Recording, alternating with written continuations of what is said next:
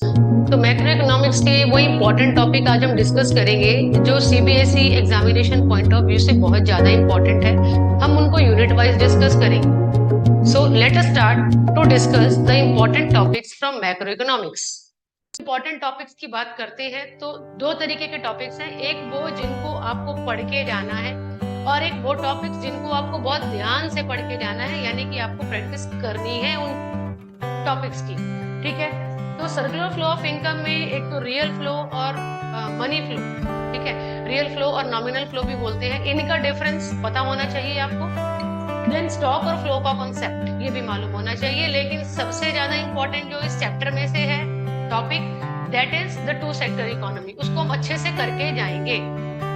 फिर है next chapter is basic concept of macro economics. Basic concepts of macro economics में जितने भी कॉन्सेप्ट्स हैं, ग्रॉस, नेट, ठीक है, इकोनॉमिक टेरिटरी, सिटीजनशिप, रेजिडेंशिप और intermediate good, final good, capital goods, ये सब जितने भी कॉन्सेप्ट्स हैं, और सबसे ज्यादा इंपॉर्टेंट है NFIA के कंपोनेंट्स, इसको तो हम करके जाएंगे ही जाएंगे। ठीक है, then measurement of national income में numerical part is very much important. बच्चों जो सबसे ज्यादा इंपॉर्टेंट है that is the income method and expenditure method. आता तो वैल्यू एडेड मेथड भी है, बट नॉर्मली वो चॉइस में आता है, करना है।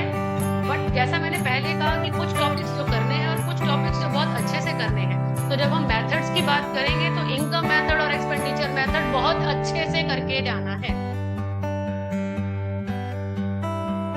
और नेक्स्ट यूनिट है money and banking. Money and banking की वर्थ है 6 मार्क्स की। मनी में बार्टर सिस्टम पढ़ लेंगे, लेकिन जो इम्पोर्टेंट टॉपिक है दैट इज मनी सप्लाई, जो सिर्फ हमें M1 तक करना है। Now come to banking. Banking में कमर्शियल बैंक करना है, लेकिन important is again central bank. Central bank के फंक्शंस, ठीक है, उसके measures, quantitative measure, qualitative measures बहुत डिटेल में करेंगे। एक और टॉपिक जो इस यूनिट से इम्पोर्टेंट है that is money creation. Money creation भी हम करके जाएंगे, ठीक है, विद एग्जांपल करना है उसको। Now the next unit is determination of income and employment, जिसमें एग्रीगेट डिमांड, एग्रीगेट सप्लाई का कांसेप्ट आता है। ठीक है, इसकी वर्थ है 12 मार्क्स की। सबसे ज्यादा वेटेज इसी यूनिट की है। एग्रीगेट डिमांड का कांसेप्ट, उसके कंपोनेंट्स, एग्रीगेट सप्लाई का कांसेप्ट, उसके कंपोनेंट्स, ठीक है, break even point, propensity to consume, propensity to save, इनके जो न्यूमेरिकल्स हैं, ठीक है, मतलब इस चैप्टर के तो न्यूमेरिकल्स नहीं है इंपॉर्टेंट। नेक्स्ट चैप्टर जो इनकम डिटरमिनेशन और मल्टीप्लायर है, इसमें मल्टीप्लायर, इन्वेस्टमेंट मल्टीप्लायर के वाला जो फॉर्मूला है बहुत ज्यादा इंपॉर्टेंट है, स्किप नहीं करेंगे बिल्कुल भी उसको। ठीक है, इन्वेस्टमेंट मल्टीप्लायर का जो टॉपिक है। Now is excess demand and deficient demand. अच्छा, न्यूमेरिकल पार्ट इस यूनिट से जो है वो मल्टीप्लायर का है, प्लस एक कंजम्पशन फंक्शन का फॉर्मूला आता है जिसमें वो B होता है, autonomous consumption, then B and multiply by Y, ये वाला जो भी कॉन्सेप्ट है। और सेविंग फंक्शन का जो कॉन्सेप्ट है, इसके जो न्यूमेरिकल्स है, इनकी प्रैक्टिस करेंगे। MPC, MPS, APC, APS, इसको हम थॉरो रीडिंग करके जाएंगे। इसमें से MCQ ज्यादा इंपॉर्टेंट है, तो प्रैक्टिकल्स पे ज्यादा जोर देने की इन टॉपिक्स पे आवश्यकता नहीं है। इस यूनिट्स में जो न्यूमेरिकल्स हैं वो इन्वेस्टमेंट मल्टीप्लायर के इंपॉर्टेंट है, या कंजम्पशन फंक्शन और सेविंग फंक्शन के न्यूमेरिकल हम अच्छे से प्रैक्टिस करके जाएंगे। एक्सेस डिमांड और डेफिशिएंट डिमांड कॉन्सेप्ट तो पढ़ना ही है कि एक्सेस डिमांड क्या होती है, डेफिशिएंट डिमांड क्या होती है, कैसे उसको कंट्रोल करें, ठीक है, उसके क्या इम्प्लीकेशंस है, ये तो पढ़ना ही है। लेकिन इस चैप्टर में जो इम्पोर्टेंट है that is the measures to control excess demand. Measures सबसे ज्यादा इंपॉर्टेंट है। नेक्स्ट यूनिट पे आ जाते हैं government budget and the economy.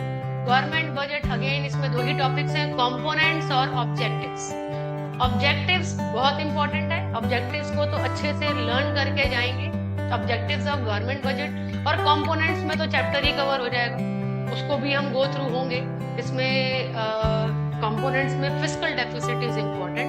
Numerical part इसका यस और नो है, कभी आता है कभी नहीं आता है, बट थ्योरी में थोड़ा सा अपने ग्रिप बना के चलिए। लास्ट यूनिट है बैलेंस ऑफ पेमेंट। इसमें पहला चैप्टर है फॉरेन एक्सचेंज रेट।